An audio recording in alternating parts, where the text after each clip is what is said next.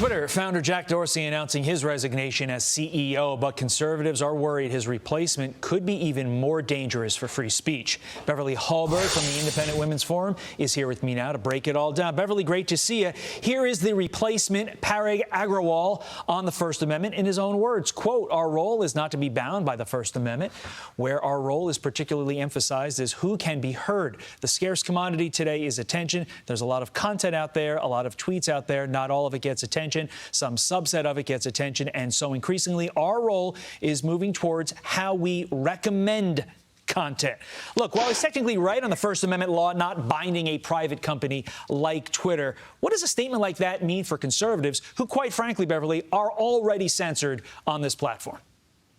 Yeah, if you thought Twitter was already an enemy of free speech, buckle up because it's about to get worse. You just heard those comments by their new CEO, and he is going to be more focused or less focused on free speech and more focused on what he views are the important issues of the day. So he's going to be acting more as an individual who wants a social platform to have an angle. So I think when it comes to conservatives and conservative ideas, we can expect more censorship than we've already seen. And we're also going to see a ripple effect into all of media, because as you know, Todd, much of media these days does report on what prominent figures are saying on Twitter. So this will have a big impact, and I think this is bad news for free speech all the way around. It is a frightening echo chamber that just could get more frightening.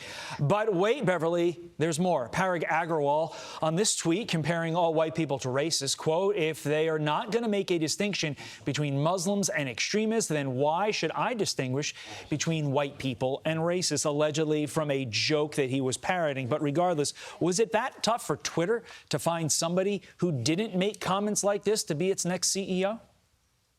You would think that they would understand the importance of scrubbing past tweets, things that could be controversial, even if it was said in jest. So I think this just points to Twitter not being worried about those types of comments. They are worried about what conservatives say, but they're not worried about what liberals say. And as you mentioned, Twitter does have the right to say what they want and run their company the way they want. But I think this is going to be a social media platform that's less and less favorable to diversity of ideas and only focusing on one angle of thought. I want to get your thoughts on this as well. Best Buy and Levi's, they're pretty big companies facing boycotts after offering employee counseling over the Kyle Rittenhouse verdict. Best Buy calling it, quote, "another difficult moment for our nation," and Levi's saying it is a difficult day for many. How disconcerting is it that major companies like Best Buy, like Levi's, are acting like they don't accept a verdict from a court of law, a jury of this individual's peers, but instead